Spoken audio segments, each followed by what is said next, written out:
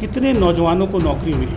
ये बाद में समझ आया कि बेटी बचाओ किससे, भाजपा से बेटी बचाओ तब पढ़ा पाओगे। ये सारे इश्यूज 2022 में रखे जाएंगे, जनता के बीच में जाके हम सवाल करेंगे और लोगों से कहेंगे कि आप भी भाजपा के लोगों से जवाब मांगे। मैं अब उनकी बात ही नहीं कर रहा, मैं तो आने वाले वक्त में क्या करूँगा इसकी बात कर रहा हूँ।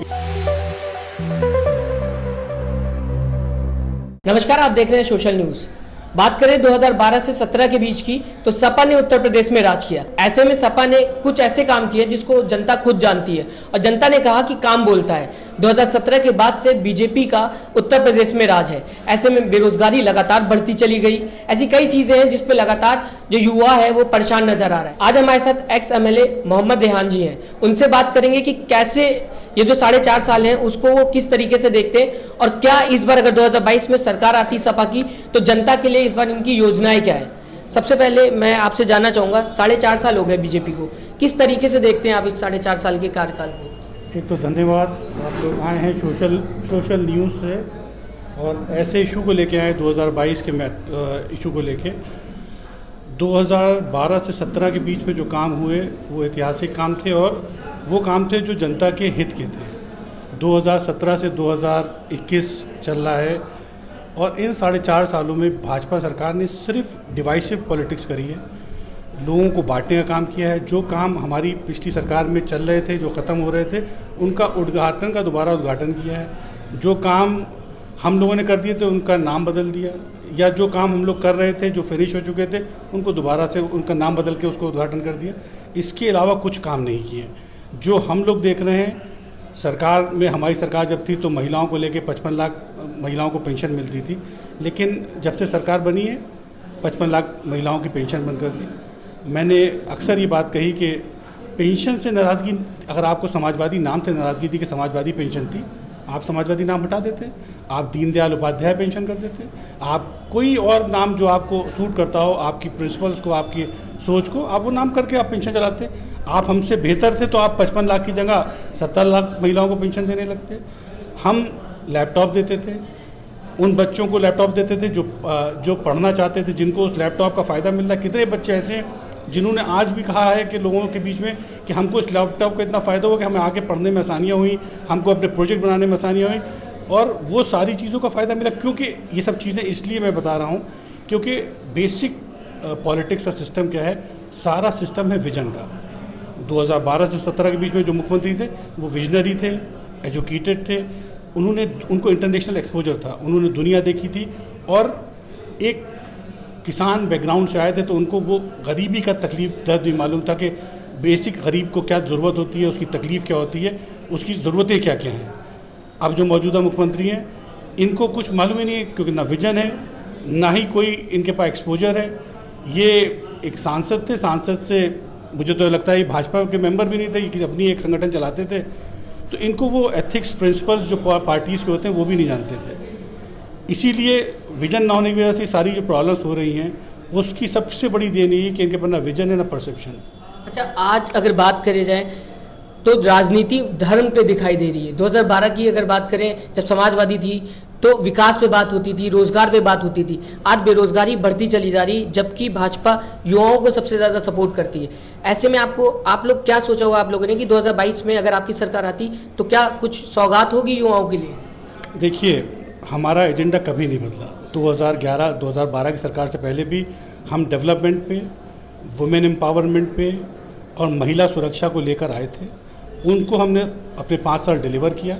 2017 में भी हमने अपने डेवलपमेंट के इशू को बिल्कुल बरकरार रखा। हमने कहा हमारा काम बोलता है, लेकिन जो मौजूदा सरकार है इसने वर्टिकल डिवाइड कर दिया, धर्म के नाम पर लोगों को गुमराह कर दिया, और उस गुमराह में लोग बहक गए, नौजवान बहक गया। लोगों से वादा किया था कि केंद्र सरकार में 2 करोड़ नौकरी, इन्होंने कहा था 70 लाख नौकरी साल में देंगे। मैं तो कहता हूँ 7 साल केंद्र सरकार से हो चुके हैं, 14 करोड़ उनकी, 4.5 साल इनको हो चुके हैं, 2-3 करोड़ नौकरियाँ इनकी। कितने नौजवानों को नौकरी मिली, ये बुनियादी सवाल है, जिस पे जो आपका मैनिफेस्टो में एजेंडा था, उन एजेंडाओं पे आपने कहा था बहुत हुई महिलाओं पे, तो ये बाद में समझ में आया कि इनका नारा बेटी बचाओ बेटी पढ़ाओ, ये बाद में समझ आया कि बेटी बचाओ किससे, भाजपा से बेटी बचाओ तब पढ़ा पाओगे। तो इनके जितने जो इनके वो थे एजेंडा मैनिफेस्टो में जो इश्यूज़ थे जिनको लेके सरकार बनाई थी, एक भी इशू आप उठा के इनका मैनिफेस्टो चेक कर लीजिए, अगर एक भी काम इन्होंने किया हो, मैं तो खुलेआम चैलेंज करता हूँ कि 4.5 साल में कोई भाजपा का नेता अपने 4 काम खड़े होकर गिना दे, मैं मान जाऊँगा कि साहब इन्होंने डेवलपमेंट में या किसी चीज़ में कोई काम किया। ये मुल्क अभी कोविड पेंडेमिक से झेल रहा है। कोविड इंडिया में फरवरी 2020 में आ गया। पहली वेव को इन लोगों ने कहा कि साहब बहुत बड़े मैनेजमेंट गुरु मुख्यमंत्री और इंटरनेशनल गुरु माननीय प्रधानमंत्री जी, सब ने सिर्फ हर चीज़ की ब्रांडिंग करी, काम कुछ नहीं किया, ब्रांड करके उसको इन लोगों ने एक माहौल बना दिया कि सब कुछ ख़त्म हो गया, कोविड ख़त्म हो गया। 13 महीने बाद सेकेंड वेव आती है। सेकेंड वेव में जिस तरह से कैजुअल्टीज़ हुई हैं, मुझे नहीं लगता कि कम से कम लाखों आदमी मरा है। अब तो ये बोला जा रहा है कि ऑक्सीजन की कमी की वजह से यूपी में कोई मौत नहीं हुई। तो फिर ऑक्सीजन इंपोर्ट क्यों हो रही थी? फिर ऑक्सीजन के लिए लाइन क्यों लग रही थी? ये तो आप लोगों ने भी दिखाया था, ये हम लोगों ने भी अपनी आंखों से देखा है। हम लोग पब्लिक लाइफ में एमएलए रहे थे, एक्स एमएलए, लोगों की एक्सपेक्टेशन से ज़्यादा थी, तो हमको लोग फ़ोन करते थे। हम लोग 100, 150, 200 लोगों को अगर फ़ोन करके बोलते थे तो 2-4 लोगों की मदद हो पाती थी। क्यों? उसकी वजह मैं आपको बताता हूँ कि इतने हॉस्पिटल्स हमारी सरकार में बने, इनके बाद 13 महीने में मैं इनसे पूछता हूँ कि माननीय मुख्यमंत्री जी से कि या स्वास्थ्य मंत्री जी से कि इन 13 महीने में इन किसी मेडिकल कॉलेजेस में एक भी कोविड वार्ड बनी 200-250 बेड की? नहीं बनी। आपने प्लान ही नहीं किया, आपकी वो सोच ही नहीं है। आपने हर चीज़ को ब्रांडिंग, हर चीज़ को एडवर्टाइजिंग, इनको लगता है कि ब्रांडिंग, एडवर्टाइजिंग और आखिर में हिंदू मुसलमान करके हम जीत जाएंगे। ये गलतफहमी है। आने वाला वक्त इनसे सवाल यही करेगा कि आपने क्या किया, 4.5 साल में क्या किया, कितने लोगों को नौकरी दी, क्या आपने इंफ्रास्ट्रक्चर को लेके काम किया। देखिए, हर चीज़ का तरीका है। 4 एक्सपो हुए यहाँ पे, डिफेंस एक्सपो, इसको एक्सपो। मैं सिर्फ इतना पूछता हूँ, उस 4-5-7 लाख करोड़ का एक्सपो का ये कहानी बताते थे, कितने ज़मीन पर आकर एग्जीक्यूट हुए, कितनी इंडस्ट्रीज़ चालू हो गई, उन इंडस्ट्रीज़ में कितने बेरोज़गार नौजवानों को नौकरी मिल गई। ये हमारी ये सारे इश्यूज़ 2022 में रखे जाएंगे। जनता के बीच में जाके हम सवाल करेंगे और लोगों से कहेंगे कि आप भी भाजपा के लोगों से जवाब मांगिए। अगर बात करूं 2022 की, एक तरफ बीजेपी हिंदू सपोर्ट जो ज़्यादा करते हैं वो बीजेपी के साइड है। ऐसे में अब AIMIM 100 सीटों से लड़ने की बात कह रही है, तो नहीं लगता आपको कि कहीं ना कहीं हिंदू मुस्लिम में फिर इस बार राजनीति होने वाली यूपी में? देखिए, हमारी पार्टी सबको साथ लेके चलने वाली पार्टी है। हम किसी धर्म विशेष की बात नहीं करते। हम हर उस मज़दूर, कमज़ोर आदमी के साथ खड़ा अपने आप को देखना चाहते हैं जो वाकई परेशान है, जिसकी ज़रूरत है, वो किसी भी धर्म का हो, किसी भी जाति का हो। और हमने जब डेवलपमेंट किया तो कभी ये नहीं देखा कि यहाँ कौन सी जाति का आदमी रहता है, कौन से धर्म का आदमी रहता है। डेवलपमेंट किया हमने। अगर हॉस्पिटल बनाया तो उसमें कोई ये नहीं लगाया कि फ़लाने धर्म का आदमी आके देखेगा, फ़लानी जाति का आदमी आके देखेगा, बाकी लोग नहीं देखेंगे। एक कहावत है कि double up the speed, triple up the economy. आप अपनी रफ्तार को दुगना कर देंगे तो आमदनी 3 गुना हो जाएगी। इंफ्रास्ट्रक्चर, बेसिक चीज़ है कि इंफ्रास्ट्रक्चर, कौन आएगा, कौन लड़ेगा, डेमोक्रेसी है, सबका राइट है, सब आके लड़ेंगे। सबको इस डेमोक्रेसी में यही खूबसूरती है कि सब लोग आके लड़ते हैं और end of the day public चुनती है कि उनके लिए बेहतर कौन है। हमारी पार्टी का हमेशा से एक USP रही है कि हमने जो वादा किया उसको हमेशा किया।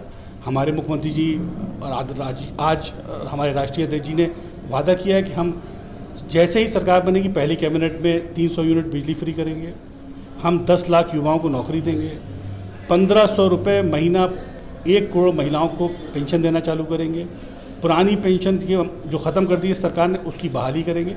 ये जो वादे हमने किए, हम सबको जितना हम वादा कर रहे हैं हम वो 100% पूरा करेंगे। हम पुरानी चीज़ों की बातें नहीं कर रहे जो हमने कर दिया।